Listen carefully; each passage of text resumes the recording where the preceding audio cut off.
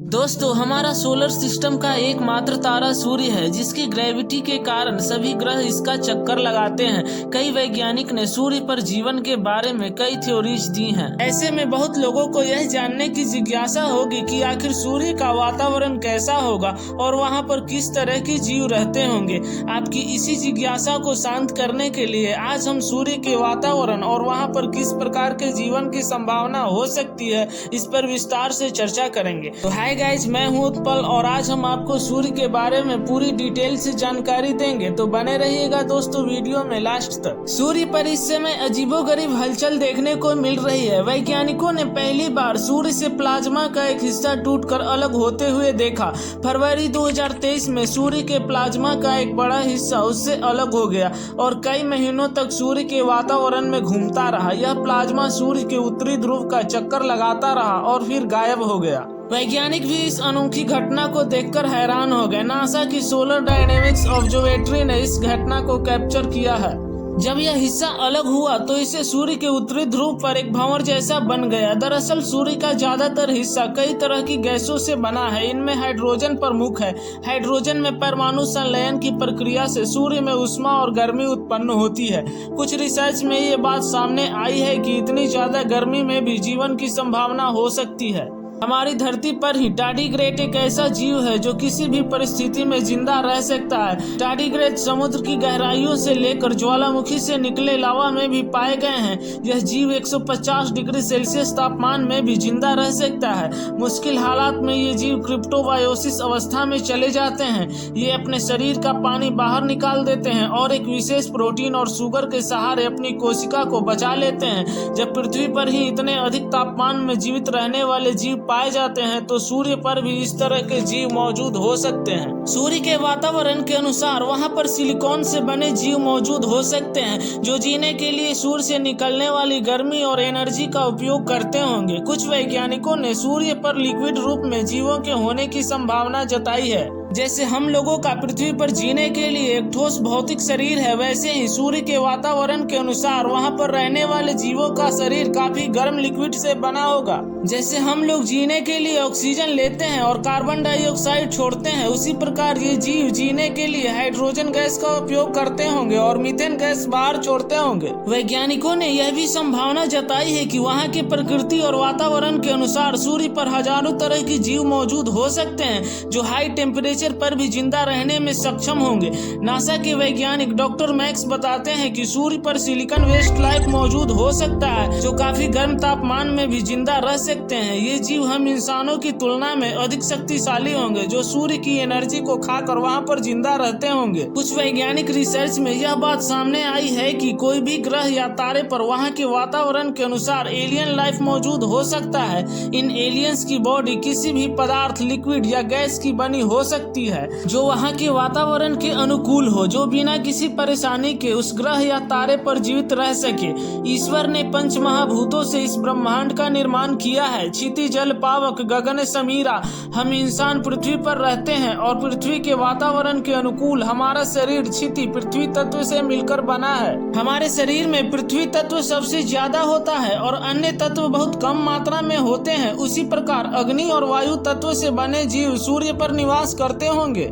इनका शरीर पृथ्वी पर रहने वाले जीवों की तुलना में अधिक शक्तिशाली परंतु हल्का होगा। इनकी बॉडी, जरूरतें और समस्याएं भी हमसे अलग होंगी। सूर्य की सतह का तापमान 6000 डिग्री सेल्सियस रहता है। इतने अधिक तापमान में अग्नि तत्व से बने जीव ही वहां पर जीवित रह सकते हैं। दोस्तों, सूर्य पर हमेशा सौर तूफान आते रहते हैं। ये सौर तूफान कभी कभी इतने शक्तिशाली होते हैं कि ये पृथ्वी तक भी पहुंच जाते हैं। दोस्तों, ऐसा ही एक सौर तूफान 1990 में पृथ्वी से टकराया था, जिसने पृथ्वी की परिक्रमा कर रहे कई इलेक्ट्रिक सैटेलाइट को नुकसान पहुंचाया था। क्योंकि उस समय पृथ्वी की कक्षा में बहुत कम सैटेलाइट मौजूद थे, लेकिन अब पृथ्वी के चारों तरफ हजारों सैटेलाइट मौजूद हैं और अब कोई सौर तूफान पृथ्वी से टकराया तो हजारों डॉलर का नुकसान होगा। दोस्तों, 12 अगस्त 2018 को नासा ने पार्कर सोलर प्रोब नाम का एक मिशन लॉन्च किया था। इस स्पेसक्राफ्ट का लक्ष्य सूर्य के निकट पहुंचना तथा सूर्य के वातावरण का अध्ययन करना था। इस मिशन ने सूर्य के बारे में आज हम इंसानों को काफी जानकारी दी है। सूर्य पर हमेशा सौर लहर और तूफान आते रहते हैं। European space agency solar orbiter जब सूर्य के काफी नजदीक था, तब उसने 5 सितंबर 2022 को सूर्य पर एक सौर लहर का वीडियो रिकॉर्ड किया था।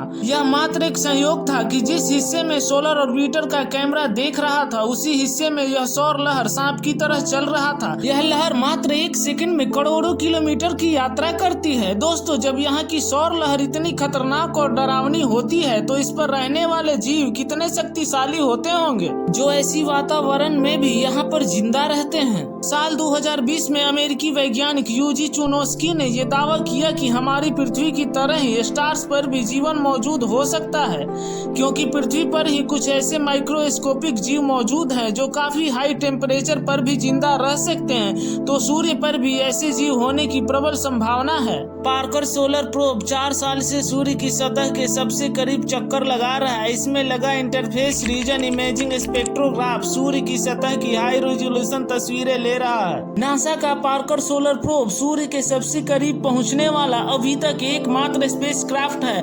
दोस्तों, हमारे इसरो के वैज्ञानिकों ने भी सूर्य के अध्ययन के लिए अपना Aditya L1 mission Satish space Dhawan से 2 सितंबर 2023 को लॉन्च कर चुके हैं। फिलहाल नासा का पार्कर सोलर मिशन ही सूर्य के सबसे करीब पहुंचने वाला प्रथम यान है। इस स्पेसक्राफ्ट को इस तरह बनाया गया है कि वो सूर्य की सतह से 65 लाख किलोमीटर के दायरे में जा सके, ताकि वो सूर्य के ऊर्जा प्रवाह और सोलर विंड के बारे में जानकारी जुटा सके। वैज्ञानिकों को उम्मीद है कि नए डेटा से सूर्य के उस हिस्से का अध्ययन करने में काफी मदद मिलेगी जो कोरोना के अत्यधिक गर्म होने के लिए जिम्मेदार है।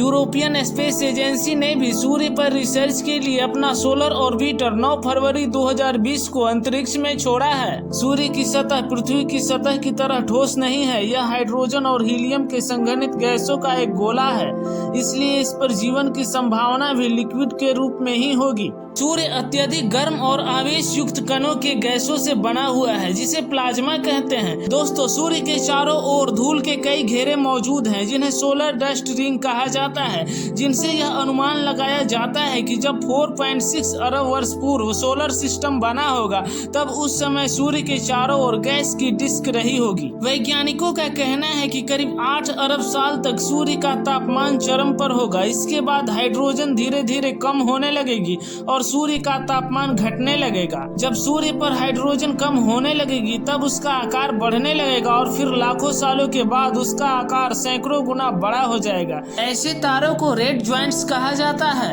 जैसे ही तारा रेड ज्वाइंट्स में बदलता है, उसके ग्रह उसमें समाने लगते हैं। ऐसा इसलिए होता है कि सूर्य का आकार बढ़ने से यह अपने ग्रहों को अपने में निगलने लगता है। ऐसे तारों को कैबिनल स्टार कहा जाता है।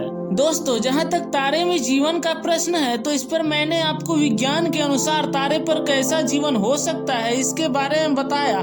अब हमारे वेदों और पुराणों में सूर्य पर जीवन के बारे में क्या कहा गया है, आइए इस पर थोड़ा नजर डालते हैं। दोस्तों, हमारे वेदों में कहा गया है कि इस ब्रह्मांड में अनंत लोक हैं, जहां पर उस लोक की प्रकृति के अनुसार तरह तरह के शक्तिशाली और मायावी जीव निवास करते हैं। इन जीवों का शरीर हम मनुष्यों की तरह हो ऐसा जरूरी नहीं है। इनका शरीर किसी भी पदार्थ या तत्व से मिलकर बना हो सकता है। ये अपने डायमेंशन में अपने शक्ति के अनुसार विचरण करते होंगे। अगर पृथ्वी पर ही देखा जाए तो पृथ्वी के हर हिस्से में अलग अलग तरह के जीव जंतु पाए जाते हैं। जहाँ बहुत ज्यादा ठंड रहती है वहाँ भी जीव पाए जाते हैं, और जहाँ बहुत ज्यादा गर्मी रहती है वहाँ भी जीव पाए जाते हैं। यहाँ तक कि समुद्र की गहराइयों में भी, जहाँ पानी का प्रेशर बहुत ज्यादा होता है, वहाँ भी जीव जंतु पाए जाते हैं। दोस्तों, पनडुब्बी को ऐसे बनाया जाता है कि वो समुद्र की गहराइयों में पानी के दबाव को झेल सके। उसे ऐसा नहीं बनाया जाए तो पानी के दबाव के कारण वो फट जाएगा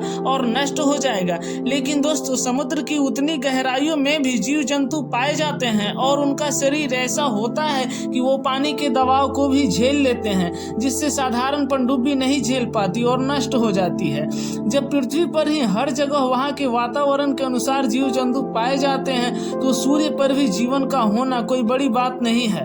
परमात्मा ने बिना कारण कोई भी चीज नहीं बनाया, तो इतने बड़े तारे और सूर्य बिना जीव जंतु के कैसे हो सकते हैं। भले ही इन जीवों का शरीर हम इंसानों की तरह नहीं हो, ये किसी दूसरे पदार्थ या लिक्विड से बने हो जो काफी हाई टेम्परेचर पर भी रहने में सक्षम हो। दोस्तों, इस बारे में आपके क्या विचार हैं, हमें कमेंट करके जरूर बताइएगा। अगर आप मेरे चैनल पर नए हैं तो ऐसे रहस्य और रोमांच से भरी जानकारी के लिए हमारे चैनल को सब्सक्राइब करें। मिलते हैं दोस्तों नेक्स्ट वीडियो में, तब तक जय हिंद।